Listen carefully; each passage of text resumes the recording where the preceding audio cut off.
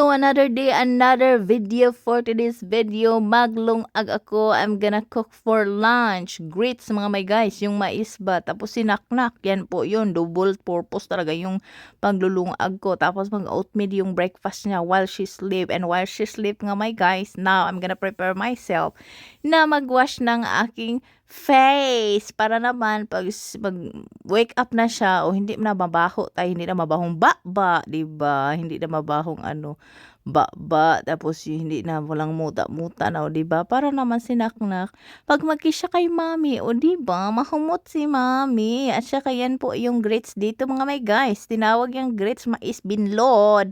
At saka yan po yung grits mga may guys. So that's $1 kapin mga may guys. So kapoy og ano ay kapo equivalent of piso basta si $50 kapin yan mga my guys, 50 pesos sa atin, o di ba yan po yan.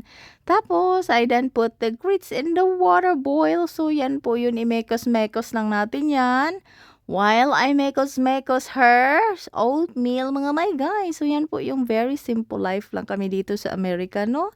Basta makapagkain kami ng mais, may gulay, very perfect na yan sa akin. Tapos na-surprise ako sa aking anak kasi andyan na siya, gumising na siya, she wake up, she said, "Good morning."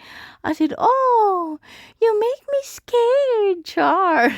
Tapos finally nag-ano talaga ako, nakulbaan ko siya. Uy, my goodness, you wake up na dainak siya. So tingnan niyo, kinis-kiss yan siya. My guys, very sweet talaga yan si Naknak. My goodness, I love you so much. Mwah! Super love talaga. Tapos yan po yung lunch namin. Sa akin ang mais. Tapos may malunggay pa yan. Galing pa rin kamamalin mga my guys. Tapos finally, nagkuha na din ako ng aming vegetables sa labas ng bahay. And then I try to get this kamote tops, leaves of kamote tops ng mga my guys. So that I have kamote tops. So finally, nag-smile yung anak ko. Sabi ko sa kanya, hold that plastic bowl kasi I'm gonna get this fresh kamote tops. So tingnan niyo yung anak ko. Tapos may saluyot din ako. O diba? Parang nasa Pinas lang kami. O ganyan talaga. We gonna work hard so that we have vegetables. So thank you Lord.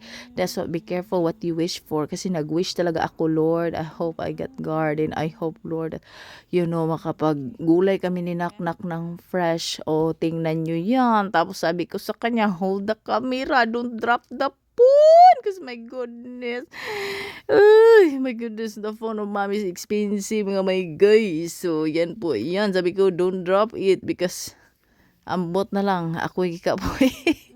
So nagkasangig din ako, may malunggay din ako, tapos may din ako, tangkong din ako mga my guys. So then may din ako, spinach. So diba yan, kalamonggay. That's the moringa. Oh my goodness.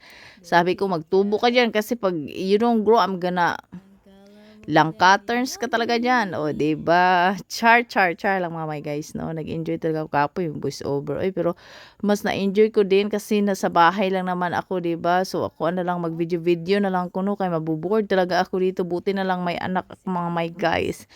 So, I have a bunch of house chores too. So, yan po yung mga preschool mga gulay namin mga my guys. So, very simple lang talaga yan. O, parang nasa probinsya lang kami. And finally, I make my own Spanish Filipino dessert bread. So, finally, tingnan nyo yun. Wala na talaga akong time magmasa-masa, no? Kasi trinay ko yun kasi nakalimutan ko. Tinry ko yung recipe tapos nakuha ko naman. Thank you so much myself. Kasi yan na po yung nakuha ko talaga mga guys. Grabe, very floppy talaga. Oh, ang dagko talaga ng Spanish bread mga my guys. Init pa kaya napaso pa ko. Oh, tingnan nyo yan. Oh, nagiling-giling na. Thank you for watching.